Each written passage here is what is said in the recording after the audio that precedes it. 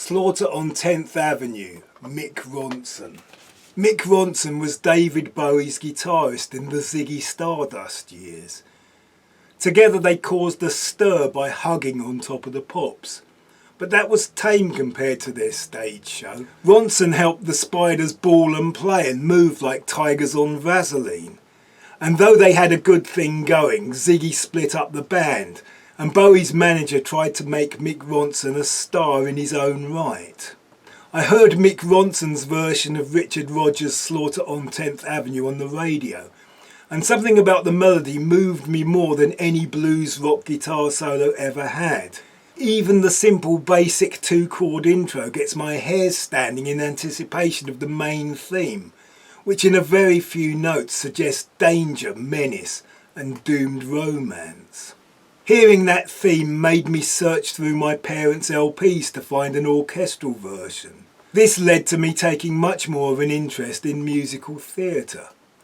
Rodgers' version starts with ominous harmonies like the start of Puccini's Nessun Dorma, and as the piece progresses it goes through pure Hollywood schmaltz, romantic and modern classical, and big band jazz. I used to watch the TV shows made up of old movie clips, hoping to see the Gene Kelly ballet, where he dances a barroom fight with Vera Allen and they both end up dead. I have since found a 1939 version danced by Vera Zorina and Eddie Albert. It is intense to say the least. 7 minutes of sexy, raw emotion. I would say it is my favourite ballet, but it is probably the only ballet I have ever liked.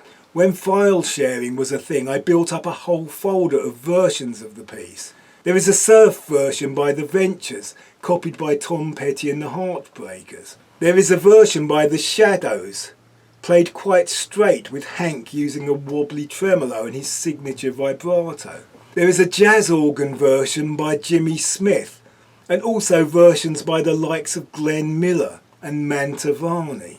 Mick Ronson has the limitations of a rock band, but the considerable advantage of being able to bend the notes on the electric guitar to squeeze out every last drop of emotion. He is joined by some ex-Spiders from Mars, and Mike Garson adds a big Hollywood grand piano as they work their way through all the right changes, though it is edited down to half the length of the Rodgers ballet. The rest of the album is very David Bowie, though Bowie does not appear. In a lengthy piece of several styles which Ronson co-wrote, Garson plays some insane Aladdin-sane piano, and then the band get to swing like all that jazz.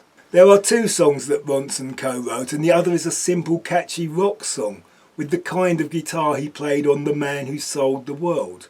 There is one song written by David Bowie, but apart from the title track, what most impressed me was a track called Music is Lethal. It sounds like it had been written by Jacques Brel and performed in the style of classic Scott Walker, but the tune was written by an Italian songwriter called Lucio Battisti, and the words were written by, obviously, David Bowie. Slaughter on 10th Avenue, Mick Ronson.